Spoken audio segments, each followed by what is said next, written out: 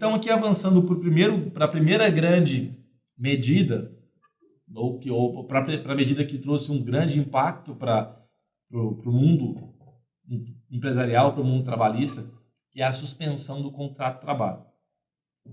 Como muitos já devem saber ou devem conhecer, quando você suspende o contrato de trabalho, é como se deixasse o contrato de trabalho em stand-by. Você não tem reflexos nenhum daquele contrato de trabalho. Então, você não tem reflexo para a Previdência Social, não tem reflexo no âmbito fundiário do FGTS, não tem reflexo para verbas como 13º, como férias.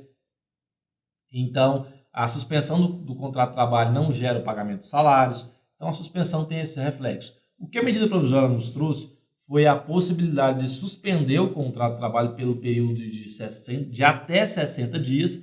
Esse período de suspensão ele pode ser fracionado, ele pode ser realizado em 2 vezes de 30 dias cada um. Então, a empresa pode, por exemplo, suspender o contrato de trabalho de uma turma de empregados por 30 dias para compreender como será o reflexo desse lockdown e avaliar se, após esses 30 dias, pode retornar essa equipe toda ao trabalho, ou parte dela, e a parte que não retorna, conceder mais 30 dias de suspensão do contrato de trabalho. Enfim, são diversas formas de modular a utilização. O fato é que se pode utilizar a suspensão por até 60 dias e em até 2 períodos, cada um de 30 dias.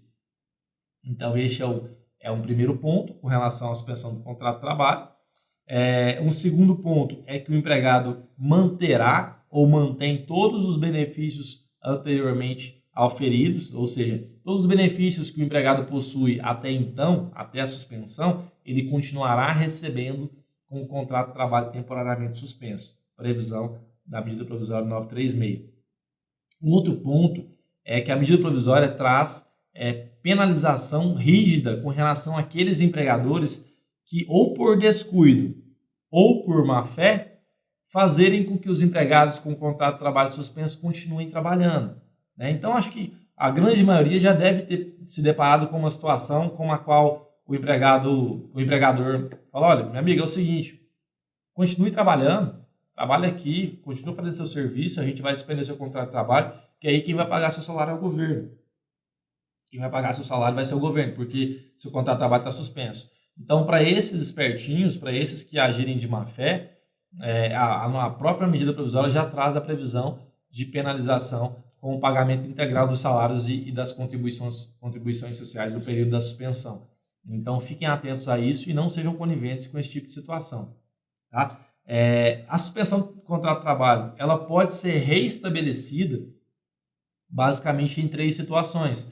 Pelo término do prazo, quando você, por exemplo, fixar por 30 dias a suspensão do contrato de trabalho, uma vez exaurido esse prazo, se restabelece o contrato de trabalho produzindo todos os seus efeitos, que naturalmente produzem. A segunda hipótese é quando você suspende por 30 dias, mas no curso desse período surge a demanda da reativação ou do término da suspensão do contrato de trabalho, e aí basta que você comunique o empregado para que ele retorne basta que você o comunique com 48 horas de antecedência da data para o retorno de trabalho, ou da cessação do estado de calamidade pública. Então, se você, por exemplo, suspendeu o contrato de trabalho no dia 15 de dezembro e o estado de calamidade pública não se estendeu, a partir do término do estado de calamidade, que atualmente é 31/12, esse contrato de trabalho voltaria a produzir efeitos e voltaria a relação de emprego como atualmente se conhece. Então, são essas 3 situações de reestabelecimento no pós-suspensão temporária do contrato de trabalho. A outra situação, também muito polêmica, seria a redução proporcional da jornada de trabalho e salário. Tá? E só retomando esse assunto das ações diretas de inconstitucionalidade, a grande discussão que se tem, especialmente com relação à redução da jornada proporcional da jornada de trabalho e salário, é com relação à constitucionalidade ou não. Por quê? Porque nós temos uma previsão normativa na CLT que permite a redução da jornada de trabalho e salário, mas nós temos um entendimento praticamente unânime de que a redução de jornada de trabalho e salário, ela, em função da disposição prevista na Constituição Federal, a disposição que existe na CLT não foi recepcionada. Ou seja, para se reduzir a jornada de trabalho e salário, seria necessário e obrigatório a regulamentação coletiva, um acordo ou convenção coletiva. E não foi bem isso que a medida provisória trouxe, por isso a oposição por meio de ações diretas de inconstitucionalidade do Supremo Tribunal Federal. Então, essa é basicamente, em linhas grossas, já que não é o objeto da nossa aula de hoje, especificamente, em linhas amplas, em linhas genéricas, o motivo dos debates na Corte Suprema do nosso país.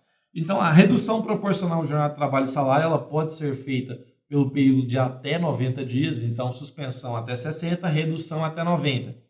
Mas espera aí, eu posso usar 60 de suspensão e depois mais 30 de redução? Pode. Você pode usar um e outro desde que a utilização dos dois não ultrapasse o período de 90 dias.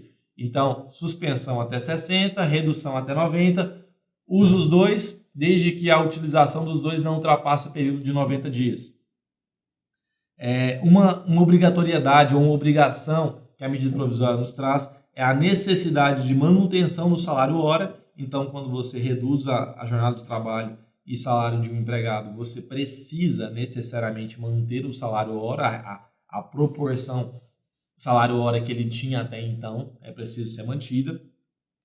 Mais uma vez, assim como em praticamente todas as medidas que foram ofertadas para a classe empregadora, é preciso notificar o empregado com 48 horas de antecedência do início dessa mudança, dessa redução de jornada contrato de trabalho. A redução pode ser feita em 25%, 50% ou 70%.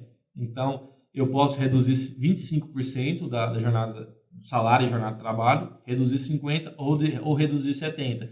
O percentual que eu vou reduzir vai ser o percentual que o governo entrará com o pagamento do benefício emergencial para manutenção de emprego e renda.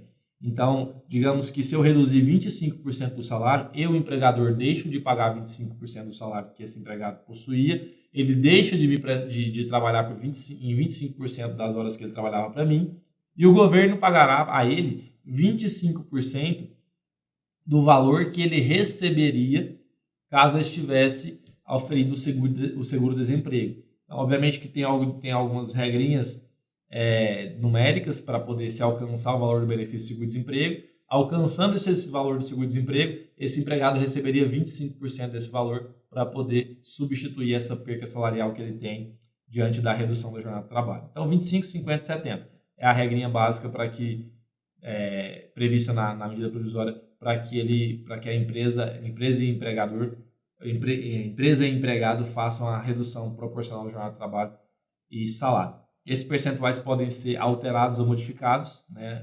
Enfim, podem ser alcançados novos percentuais mediante negociação coletiva, mas por acordo individual, apenas 25, 50 e 70.